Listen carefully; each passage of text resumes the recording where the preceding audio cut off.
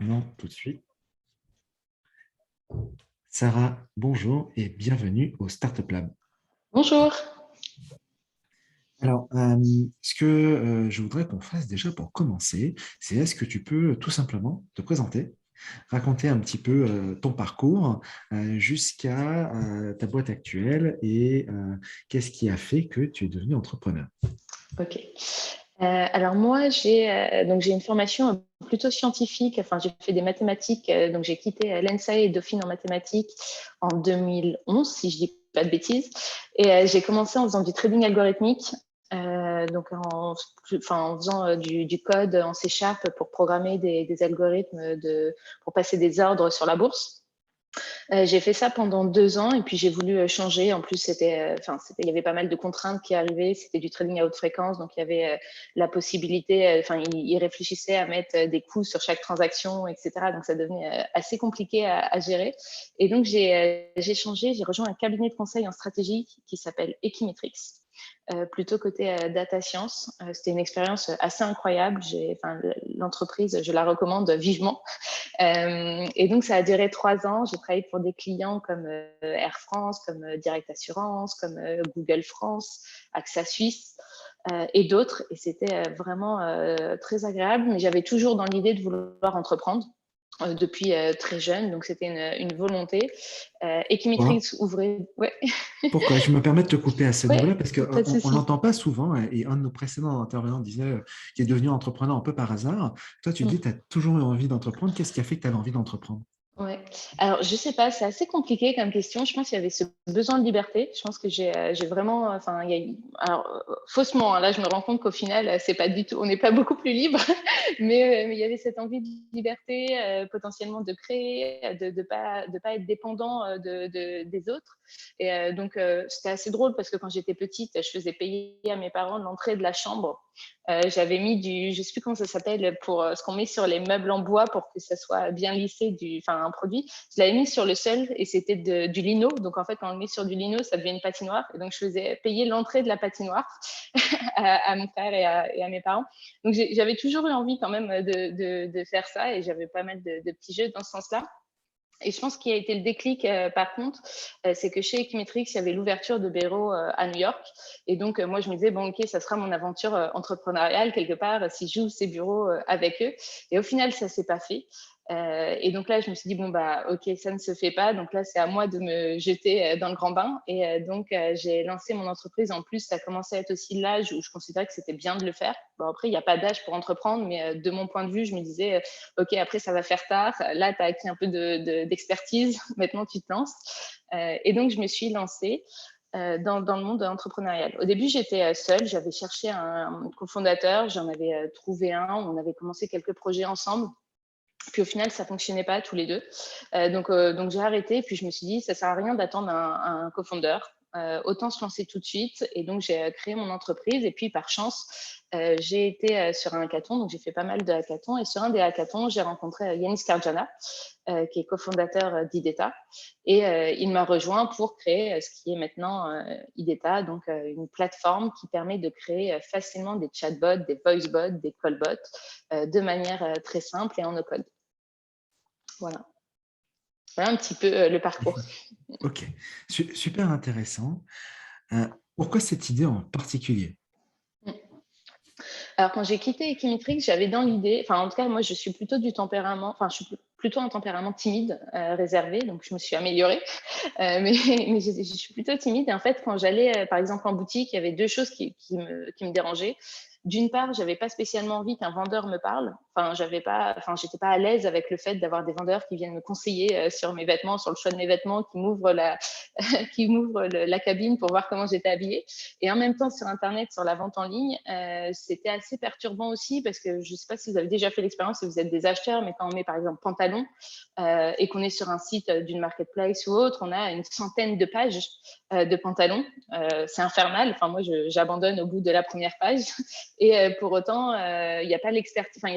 C'est très dur de trouver ce qu'on veut. Et donc, j'avais dans l'idée de me dire, il faut absolument qu'il y ait un vendeur virtuel ou un vendeur d'ailleurs tout court, mais que je ne vois pas, qui puisse dialoguer avec moi et me proposer des articles. Et je dis si j'aime ou si j'aime pas, et ça converge vers le produit de mes rêves. Et donc, ça a commencé comme ça. J'avais fait un petit algorithme de j'aime ou j'aime pas, et ça a trouvé le produit de son choix sur une gamme de produits. Donc, on a commencé à travailler sur un client qui était un vendeur de lunettes. On disait j'aime ou j'aime pas à chaque lunette, et ça convergeait vers les lunettes que l'on souhaitait. On a fait pareil avec voyage privé sur des voyages. Et donc, ça a commencé comme ça. Puis au final, on s'est rendu compte que nos clients, enfin nos prospects, ils avaient des besoins beaucoup plus large, et qu'au final, celui-ci, c'était pas le premier à être demandé. Au final, c'était beaucoup de support, c'était aussi des questions RH en interne, combien de jours de congé il me reste, etc., qui voulaient automatiser, mais pas spécialement en fait de l'acquisition client. Bon, maintenant, ça a changé, il y a beaucoup d'acquisition client, mais en tout cas, il y avait un scope très très large de possibilités, et on s'est dit, ok, nous, on n'a pas envie d'être une boîte qui va proposer en fait un cas d'usage très très précis et qui va être bon que dans ce domaine-là. On préfère proposer un outil qui va leur permettre de créer par eux-mêmes. Donc, c'est vraiment une volonté que ce soit le client qui crée lui-même son chatbot et son voicebot et son callbot, et qu'on réponde à tous les cas d'usage, et que ça devienne même un outil pour les DSI pour gérer en fait tous les bots de l'entreprise. Parce qu'on avait rencontré aussi Orange. Orange, ils ont plus d'une trentaine de bots en interne. Donc, il faut pouvoir les gérer tous avec des prestataires différents. Et nous, l'idée, c'était de se dire, on arrive avec la plateforme, ils vont avoir des droits d'accès qu'ils vont pouvoir donner au RH, au support client, etc. Et ça n'empêche que la DSI va avoir une gouvernance globale. Donc, c'était vraiment l'idée de proposer un outil global et multi-cas d'usage. Voilà. Donc, on est venu comme ça. Si je ne me trompe pas, l'aventure a démarré il y a 4 ans à peu près. Euh, Exactement. Est-ce que tu peux nous raconter un petit peu comment étaient les débuts, surtout avec Mm. un cofondateur, si j'ai bien compris, que tu ne connaissais pas? Mm. Donc, est-ce que ça s'est bien passé? Est-ce que c'était love at first sight, professionnellement parlant, bien entendu, et tout s'est bien passé, ou au contraire, il y a eu des challenges et des difficultés? Alors, il y a eu des challenges et des difficultés, hein. C'était pas un long fleuve tranquille. Au début, on était 3 cofondateurs. Donc, on s'est tous rencontrés sur le hackathon, le premier hackathon dont je vous parlais. Et puis, il y a eu des dissonances sur comment adresser le marché, etc. Donc, on s'est séparés d'un des cofondateurs, d'un commun accord. Mais donc ça, c'était une période quand même assez difficile, parce que se séparer d'un cofondateur, en plus, au début, tout va bien entre les cofondateurs, donc on ne fait pas forcément de pacte d'associés, on ne fait pas forcément des choses qu'il faut faire. Il faut faire des pactes d'associés. Et donc forcément, ça devient compliqué après au moment de la séparation. Donc c'était pas un long fleuve tranquille, ça s'est créé donc en 2017. Donc en janvier 2017, j'ai créé la boîte toute seule, et j'ai commencé à travailler avec Yanis et Laurent à l'époque sur des clients en commun. Mais donc, on n'était pas encore complètement associés. J'avais la boîte et eux, ils avaient leur boîte, et on travaillait ensemble en fait sur des clients communs. Et au final, en mars-avril, on s'est associés vraiment. Donc, on s'est rejoints. On a fait une première levée de fonds en septembre 2018. La première année, en fait, on faisait surtout de la prestation de services pour financer l'entreprise. En septembre 2018, on a fait une levée de fonds, ce qui nous a permis de finaliser la plateforme et de commencer à la commercialiser en septembre 2018. Donc, au final, ça fait 3 ans, si je ne dis pas de bêtises. Et donc, en septembre 2018, on commence à commercialiser la plateforme. On a nos premiers clients qui sont plutôt des gros B2B. Donc un processus de vente plutôt lent, parce que c'est un marché plus lent à adresser avec des commerciaux, etc. Ça n'empêche que ça fonctionne bien. On a fait, en moyenne, on fait entre x2 et x3. On fait x3, sur les x3 de chiffre d'affaires additionnel chaque année. Donc ça fonctionne plutôt bien. Et là, on s'est mis à un nouveau challenge de faire surtout de la vente en ligne, de venir débloquer le channel de la vente en ligne avec beaucoup plus donc de gens internationaux, des personnes étrangères. Et donc, on a fait une autre levée de fonds qui était l'été dernier, d'1,7 million au total, pour justement débloquer ce canal. Et là, on est maintenant à plus de 2600 utilisateurs de la plateforme partout dans le monde, et surtout d'ailleurs à l'étranger. Et donc, on est content, parce que c'est vraiment dans l'idée qu'on voulait avoir, c'était d'avoir une expertise grand compte avec des process de vente sans doute un peu plus compliqués, mais avec des projets aussi de grande envergure et assez importants, mais en même temps d'avoir des revenus qui qui vont se générer un petit peu tout seul, entre guillemets, comme un produit SaaS classique avec de la vente en ligne. Donc, en fait, c'était un nouveau projet qui a l'air d'être bien parti. Et on espère que 2022 sera encore plus fort sur cet axe-là. Mais en tout cas, ça a été pas du tout un long fleuve tranquille. Il y a eu des hauts et des bas. Chaque levée de fonds était quelque chose d'aussi d'assez stressant. C'est pas simple. C'est pas simple aussi quand la boîte devient plus âgée, parce qu'en fait, les KPI, du coup, autant quand on est au tout début, on peut presque le faire sur du PowerPoint si on a des business angels, pas avec des fonds. Avec des fonds, il faut vraiment avoir des KPI. Mais avec des business angels, on peut le faire. Et en fait, plus la boîte est mûre, plus ça se repose sur des KPI, donc plus il y a d'exigences, plus il y a de choses à fournir. Et donc, il faut vraiment pouvoir suivre ce train de croissance pour pouvoir lever. Donc, ça, pour l'instant, on y arrive, mais c'est vraiment quelque chose d'assez éprouvant au final. Donc, voilà. Donc, un chemin compliqué, mais on est toujours là, on est toujours content. Et si c'est à refaire, en tout cas, moi, je le referai. Alors, tu as parlé des levées de fonds successives. Est-ce que, a posteriori, c'était la bonne chose à faire? On entend souvent en fait des entrepreneurs qui sont pour ou contre. Est-ce que c'était la bonne chose à faire pour votre développement? Et qu'est-ce que ça vous a apporté? Mm. C'est une question assez dure parce qu'en fait, je pense qu'on peut toujours s'en passer, surtout si on fait de la prestation de service, comme on faisait au début. Enfin, en tout cas, si on fait du conseil, honnêtement, c'est pas nécessaire. Il faut au contraire surtout pas le faire, parce que si ça fonctionne pas sans levée de fonds, ça fonctionnera pas avec levée de fonds. Enfin, c'est pas l'argent qui va faire que ça va fonctionner mieux, en tout cas pour de la prestation de service. Donc ça, je le déconseille vivement. Par contre, quand on fait un produit, euh, il y a quand même, ça dépend de la complexité de son produit et de comment on peut adresser le marché. Si dans les cofondateurs, il y a des gens très tech et que la majorité sont plutôt tech, en fait, ça va être possible de vivre, on va dire temporairement, sans fonds et de commencer à faire un produit. Si c'est un peu moins vrai et que c'est des personnes pas du tout tech, va falloir quand même recruter une équipe. Et donc, c'est impossible de recruter une équipe sans argent. Il y a des contraintes familiales aussi, c'est-à-dire que si on a des besoins financiers un peu plus importants, ou alors si on est chez ses parents, ça va venir, on va pouvoir, on n'a pas le même besoin financier pour créer une entreprise. Donc je pense que quand on a un produit, c'est quasi obligatoire. Il y a plein d'exemples qui ne l'ont pas fait et c'est des belles réussites et bravo. Mais ça cache pas mal de choses, des fonds propres généralement, parce que c'est vrai que si on a des fonds propres qu'on va pouvoir injecter dans la boîte, ça revient à une levée de fonds, mais qu'on fait soi-même. Donc ça va être, des fois ça cache des choses, mais en tout cas quand on a un produit, je pense que c'est assez obligatoire, mais je conseille de démarrer vraiment par des business angels et des business angels qu'on a choisis, parce que ça va permettre de pouvoir continuer de prendre ses décisions, d'être un peu plus libre aussi dans la term sheet, dans les conditions de son contrat qu'on va mettre avec ses investisseurs. Donc, il y a plein de choses. Après, je pense que faut vraiment pas aller à la course à la levée de fonds. Au final, il y a quelques exemples de boîtes qui avaient fait des très belles levées de fonds, qui là sont un peu en difficulté, peine, parce qu'en fait, c'est aussi, plus la levée de fonds est importante, plus il y a des garanties de croissance qu'il faut réussir à tenir et qui ne sont pas forcément jouables parce qu'on va adresser un nouveau pays qui n'a pas les mêmes contraintes légales, etc. etc. Beaucoup de levées de fonds cachent aussi des rachats de parts des investisseurs. Donc, en fait, on va afficher, je ne sais pas, 300 millions, mais il y a peut-être 100 millions ou 150 millions qui sont en fait des rachats de parts des investisseurs passés. Donc, en fait, ce n'est pas des fonds directs. Donc, en fait, au final, je pense qu'il ne faut pas faire très attention au montant levé, même si les médias sont friands de ça, mais il faut vraiment calculer vraiment le juste ratio, surtout qu'en fait on est dans un beau pays qui nous permet d'avoir la BPI, qui nous permet de faire des prêts à taux zéro, qui nous permet plein de choses pour lever de l'argent sans se diluer.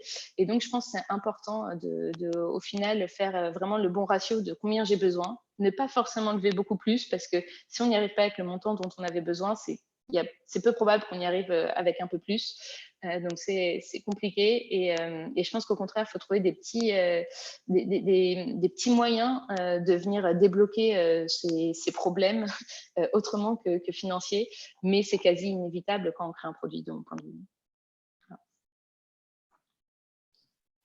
Aujourd'hui, vous en êtes où d'un point de vue du développement? Il y a combien de personnes chez IDETA?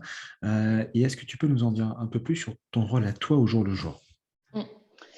Alors, on a démarré, donc on était 3. Là, maintenant, donc on était 3 en 2018. Là, en 2021, on est 21, 21 personnes.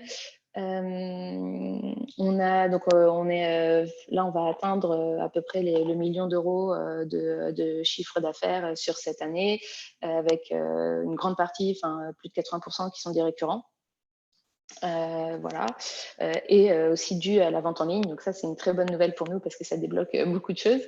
Donc voilà où on en est avec IDETA.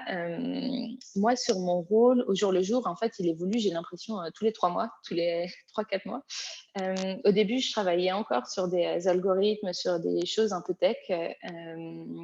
Et puis au final, je l'ai fait de moins en moins. J'ai fait beaucoup de commercial pendant un certain temps, surtout quand on était sur de la vente gros B2B. Maintenant qu'on a recruté, qu'on développe aussi la vente en ligne, c'est un peu moins vrai. Et là, la majorité de mon temps, ça reste quand même de l'administratif. Parce que le défaut de la levée de fonds, c'est aussi qu'il y a des choses à fournir à ces investisseurs et ça prend du temps. De la finance, pas mal de marketing aussi avec justement la vente en ligne. Parce que du coup, la vente en ligne nécessite beaucoup plus de marketing que la vente B2B. Enfin, gros B2B. Et donc, c'est surtout ça mes fonctions à l'heure actuelle, principalement. Alors, tu as mentionné déjà à plusieurs reprises cette vente en ligne. Alors, j'imagine que par vente en ligne, tu entends que ce sont les utilisateurs qui vont s'inscrire eux-mêmes, utiliser une version gratuite, mettre leur carte bleue et sans la moindre interaction avec des commerciaux. Est-ce que tu peux nous en dire plus sur le switch vers ce mode de vente et surtout comment vous faites pour que les futurs clients viennent tout seuls comme des grands sur votre site? Alors sur le switch, c'était vraiment en fait, on voulait, en fait, le problème de la vente, nous, on venait tous les deux d'un milieu où en fait, on était plutôt, on a travaillé dans du conseil. Pas mal et en fait, c'est quand même, assez prenant. L'accompagnement client, grand compte est, très, très prenant et en fait, on passait beaucoup de temps avec, Yanis sur, de l'accompagnement grand compte, sur, de la prestation de services et cetera et en fait, ça ne nous correspondait pas. C'était pas là où on voulait aller. Donc en fait, on continue de la faire, on continue d'avoir des clients parce que c'est quand même très intéressant, sauf qu'on s'est renforcé sur la partie prestation, qu'on travaille aussi avec des grands comptes qui vont être relais, de cette croissance, pardon, de cette croyance, de cette croissance. On travaille par exemple avec Talent, qui est une grande SN, avec Kyrus et d'autres. Et en fait, ils vont venir, eux, s'occuper de la prestation de service et placer le produit d'État. Donc ça nous a vraiment libérés parce que c'est lourd, enfin, c'est un métier à part entière de faire de la prestation de service, d'accompagner les clients. Et en parallèle, on s'est dit, OK, donc nous, on veut vraiment faire du produit-produit. Donc, on a trouvé un relais sur le côté B2B, mais pour aller plus vite, pour aller plus loin, surtout que le chatbot, c'est devenu un mode de... Enfin, ça devient de plus en plus une nécessité, même pour un petit site. Enfin, c'est le premier moyen d'acquisition. Enfin, ça représente... alors, si je ne dis pas de bêtises, je crois que c'était plus de 20% des clics sur un site web, c'est la pop-up. C'est directement la pop. Donc, c'est vraiment l'endroit le plus cliqué d'un site internet au final. Donc, c'est vraiment devenu une nécessité. Et en même temps, la vente qu'on adressait au B2B était beaucoup trop grosse pour un petit site. Donc, il a fallu développer cette vente en ligne pour cette raison-là. Et donc, on a développé donc une offre. Il a fallu donc, comme tu le dis, mettre en place tout ce qui va être paiement directement dans la plateforme, mettre en place aussi la solution de paiement, ce qui n'existait pas avant. Ça fonctionnait avec un devis, une facture, un virement. Donc, tout ça, c'est des choses qu'il a fallu mettre en place directement sur le site. Et bien sûr, le plus compliqué, c'est pas la tech. Enfin, il y a plein de choses compliquées, mais c'était pas le plus compliqué. Le plus compliqué, c'était de faire venir les gens sur notre site. Et donc là, c'est là où on s'est dit, bon, maintenant, il faut qu'on se renforce vraiment côté marketing. Et ça fait 1 an qu'on a développé l'équipe marketing. À l'heure actuelle, maintenant, il y a 3 personnes qui s'occupent du marketing, même 4 personnes si on compte la personne qui fait toute la partie design et illustration. Et donc, ça a développé de nouvelles compétences. On travaille avec des freelances pour écrire des articles, pour améliorer notre SEO. On prépare des webinaires. On fait beaucoup de partenariats pour nous mettre en avant. Donc, on travaille avec un partenariat avec Zero Bounce. On a un partenariat avec Webflow, avec user guiding. Et donc, il a fallu développer vraiment cet axe marketing qui nous a pris beaucoup de temps, mais qui au final fait que chaque semaine, là, on a là, la semaine dernière, on a eu 192 créations de comptes sur la plateforme. Donc, voilà, en même temps, on fait un petit peu de SEA, mais on essaye vraiment de limiter au maximum le SEA en se disant qu'on investit énormément en SEO déjà sur la partie article et qu'en plus, les mots-clés chatbot, c'est un milieu assez concurrentiel. Donc, les mots-clés chatbot sont quand même assez prisés. Donc, coûte assez cher. Donc, au final, on essaye vraiment de miser sur du SEO. Pour l'instant, c'est plutôt payant. Et ces partenariats font aussi qu'on a pas mal d'acquisitions.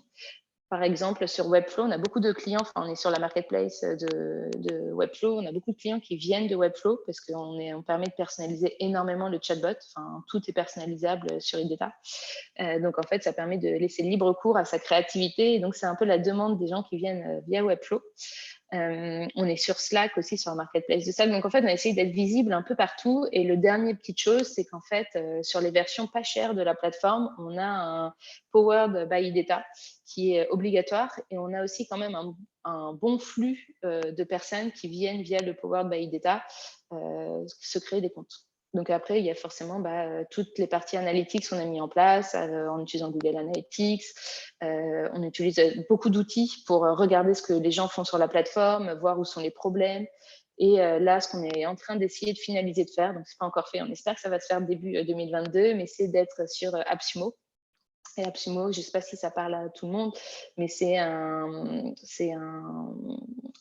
solution, une marketplace américaine qui permet de proposer des offres à vie à leurs utilisateurs. Et donc, pendant, je ne sais pas, quelques jours, on va être présent sur AppSumo à un certain prix, qui est un prix à vie. Et donc, ça permet de faire des campagnes partout dans le monde et d'acquérir beaucoup d'utilisateurs d'un coup. C'est des campagnes qui peuvent générer entre 300 et 500 000 euros de CA avec des petits utilisateurs. Et donc, d'avoir tout de suite un panel mondial assez important pour avoir des retours sur son produit de manière beaucoup plus conséquente et d'être connu un peu partout dans le monde. Voilà. Quand tu as présenté votre offre, tu as légèrement parlé de no-code. Est-ce que c'est une mouvance dans laquelle vous vous inscrivez et que vous revendiquez, hein? Tu as aussi parlé d'un partenariat avec Webflow, qui est l'une des sociétés les plus connues en fait de la tendance no-code. Donc, est-ce que vous assumez vraiment ce côté no-code et vous communiquez dessus ou pas forcément et votre métier, c'est les chatbots? Ouais. Alors nous, on revendique énormément le côté no-code pour plein de raisons. En fait, IDETA permet aussi, enfin, on a un channel, enfin, on va pouvoir créer des chatbots, des voicebots, des callbots, mais ces callbots, ces chatbots, ces voicebots vont pouvoir automatiser des tâches aussi. Et donc, il y a tout un process un peu pour ceux qui connaissent Zapier. En fait, on va pouvoir recréer en fait un peu du Zapier directement dans IDETA, avec des notions de tâches on va pouvoir connecter ces API, déclencher des processus de manière très simple et tout ça en no-code. Et donc, on va pouvoir faire des choses au-delà du conversationnel, on va pouvoir faire des choses opérationnelles. On va pouvoir aussi faire des opérations directement dans la plateforme, créer des données, c'est-à-dire que imaginons que le client vous dise, enfin, on demande au client combien d'enfants avez-vous, la personne dit 1, et on veut calculer, je ne sais pas, par exemple, combien de chaussettes il lui faut pour commander, et on va faire un calcul. Le calcul, on peut directement le faire dans la plateforme en utilisant les données du client. Donc, en fait, tout est en no-code, des opérations simples, des opérations compliquées, et en connectant des API. Et on va pouvoir, en fait, créer un site web presque, mais un site web conversationnel, mais on va pouvoir créer un site web du début jusqu'à la fin, jusqu'à la solution de paiement, et tout ça en no-code. Donc, on s'inscrit vraiment, vraiment dans le no-code. Surtout, en fait, j'en ai pas trop parlé, mais donc, il y a toute une partie dans IDETA qui est du coup de la reconnaissance du langage, en utilisant des algorithmes de NLP, donc de Natural Language Processing. Et donc, ça, c'est quelque chose quand même d'assez technique pour quelqu'un qui n'est pas data scientist ou qui n'est pas développeur.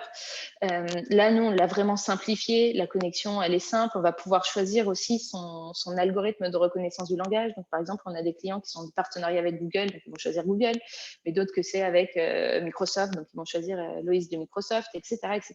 Et donc, en fait, il y a tout cet aspect-là où en même temps, je suis libre. En fait, il y avait des points qui pour nous étaient très importants. C'était la liberté, la simplicité. Et la liberté et la protection de la donnée, c'est-à-dire que toutes les données, vous pouvez les extraire, vous pouvez les utiliser, enfin, faire un petit peu ce que vous voulez avec. Ça ne nous appartient pas. Donc, c'était des choses qui pour nous étaient importantes. Et sur la liberté, c'était justement de pouvoir connecter quasiment tous les outils que vous voulez et tous les algorithmes que vous voulez. Et donc, avec une particularité pour les NLP où on a fait une vision très simpliste, très simple pour utiliser ces algorithmes et faire apprendre à son chatbot de nouvelles phrases.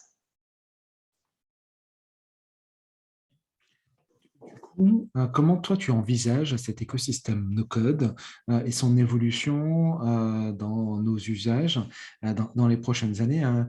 Je te rappelle que tu parles à des étudiants en informatique et qui, eux, ont appris à faire du high code et pas du low code ou du no-code. Comment toi, tu anticipes un petit peu tous ces mouvements et la place du code dans le développement applicatif des entreprises dans les prochaines années? Ouais. Alors, ce qui est certain, c'est que même sur les outils no-code, en fait, il y a toujours, enfin, en tout cas, les bons outils, de mon point de vue, il y a toujours une possibilité de pouvoir voir le code, faire des modifications un peu plus fines. Et donc, ça, c'est toujours important pour aller un peu plus loin. Donc, de toute façon, il y aura toujours cette expertise qui sera importante.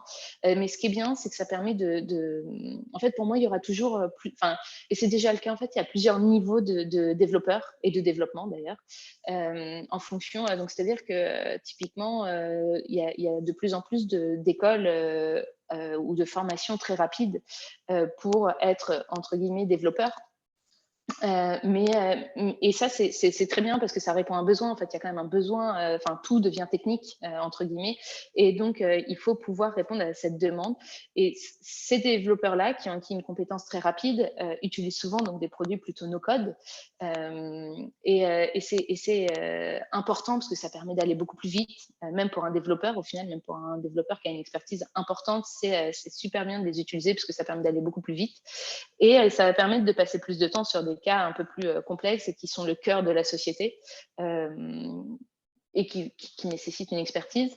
Et donc, je pense qu'en fait, il y aura toujours cette double facette où en fait, on va avoir des gens très, très techniques qui ont eu des compétences assez fortes en développement, qui vont venir superviser des choses avec un besoin fort en développement. Déjà, le développement du produit en lui-même. Donc, il faut des développeurs pour développer un produit no-code, déjà de base.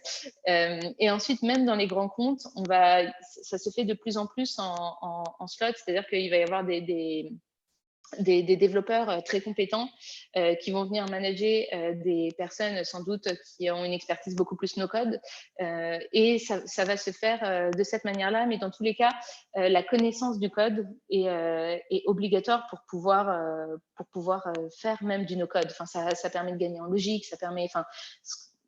c'est assez important. Moi, par exemple, quand j'ai fait des mathématiques, il y a beaucoup de gens qui me disent « Oui, mais ça ne te sert plus à rien ce que tu as appris. » Mais en fait, c'est totalement faux. Ça m'a appris ça m'a appris une certaine exigence, une certaine logique, une certaine compréhension de ce que je fais maintenant, qui est très importante.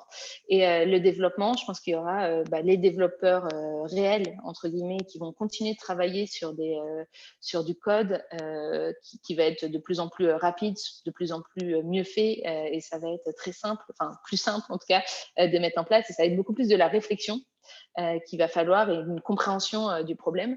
Et il va y avoir aussi tout un scope de personnes beaucoup plus développement no-code qui vont être là plus pour venir être sur une surcouche et sur des compétences beaucoup moins. Ce que je veux dire, c'est qu'un site web, par exemple, c'est souvent quand même une surcouche où on ne va pas faire quelque chose.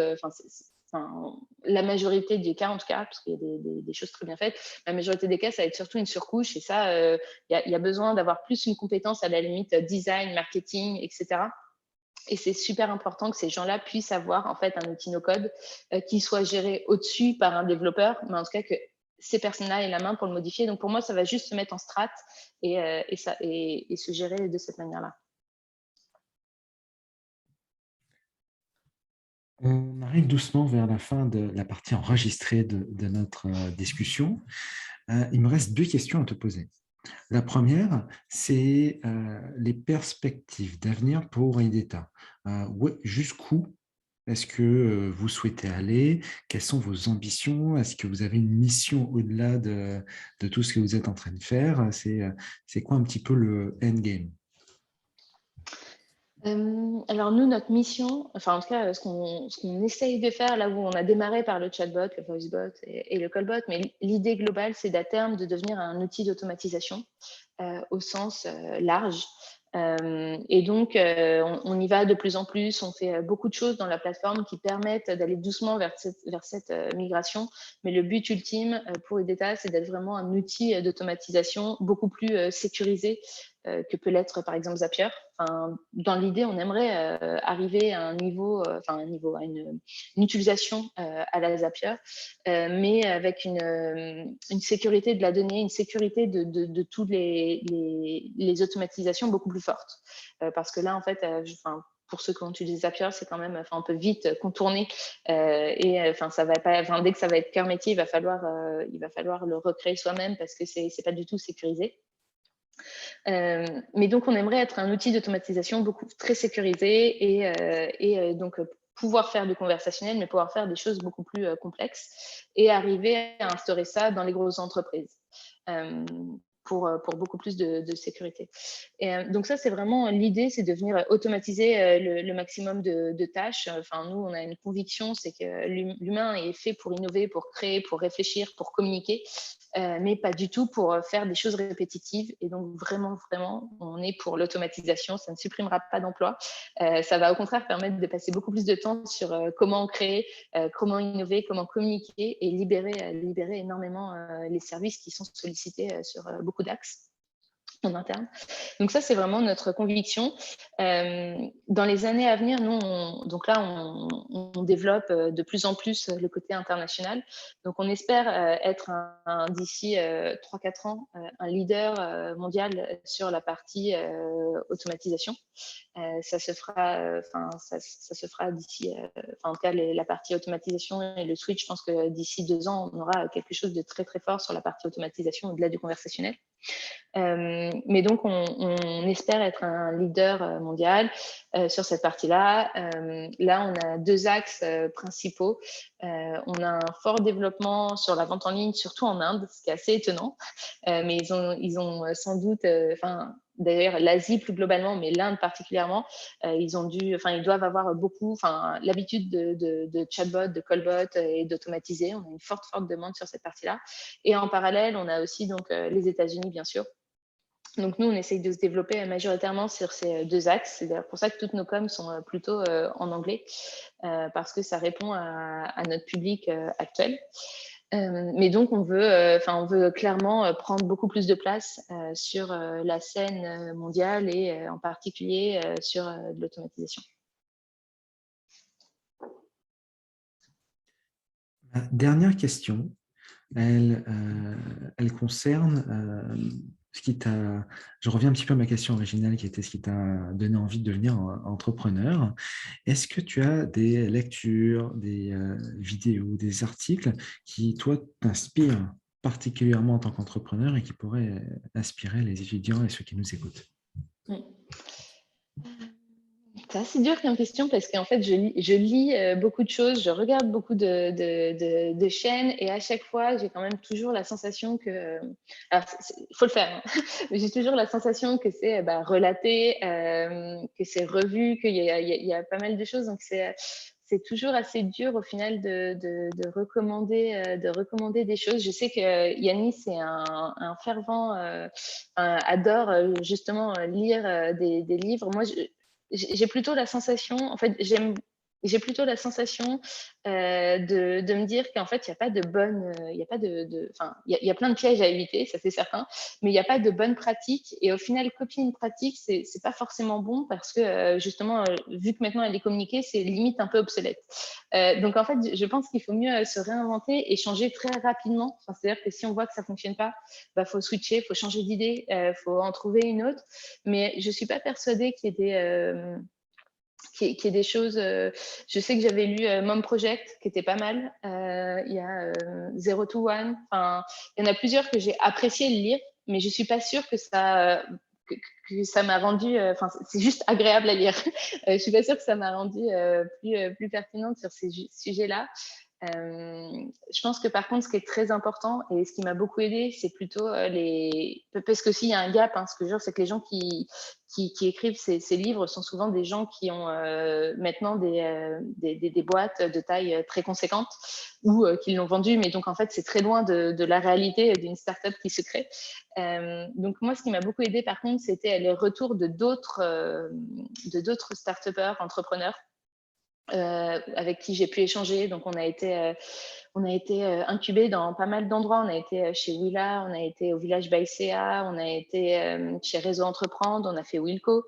Et en fait, c'est surtout les retours des entrepreneurs qu'on a pu rencontrer dans le cadre de ces réseaux qui a été assez fort pour nous. Enfin, pour comparer des choses. Enfin, ça paraît bête, mais par exemple, quand vous recrutez votre premier sales, connaître le salaire qu'il faut verser à un sales, le nombre de parts potentiellement s'il est actionnaire. Enfin, en fait, tout ça, c'est important d'échanger, c'est important d'avoir les réponses à ces questions. Quand on a des problèmes avec son associé ou ses associés, pouvoir échanger avec quelqu'un, connaître les solutions, enfin, avoir des idées de solutions. Et donc, moi, ça a surtout été en fait des entreprises plutôt plus petites, de taille moyenne, qui étaient déjà passées par des problématiques et qui étaient encore dans le réel. Et après, on a eu aussi la chance d'être incubé chez Dataiku. Je ne sais pas si ça parle à tout le monde, mais Dataiku, c'est un logiciel de data science qui était français, qui est maintenant américain. Et en fait, on a été incubé chez Dataiku et donc on a eu la chance aussi d'échanger avec les gens de Dataiku. Maintenant, c'est devenu une très grosse boîte, mais on était au niveau de croissance où en fait, ils connaissaient. Enfin, ils se souvenaient des problématiques qu'ils avaient eues quand ils étaient plus jeunes. Et en même temps, donc pas 10 000, ça faisait pas 5 ans qu'ils avaient vécu ça, quoi. Donc en fait, on avait aussi des gens très proches et à succès qui pouvaient répondre directement à nos questions. Donc je pense que ça a été vraiment ça et puis il y a aussi nos business angels. Dès qu'on a une problématique, ont été pas mal nos recours quand on avait des questions. Merci Sarah. Merci. On arrive à la fin de la partie enregistrée de cette intervention. J'ai donc coupé désormais l'enregistrement, te remercier officiellement et maintenant laisser la place aux étudiants.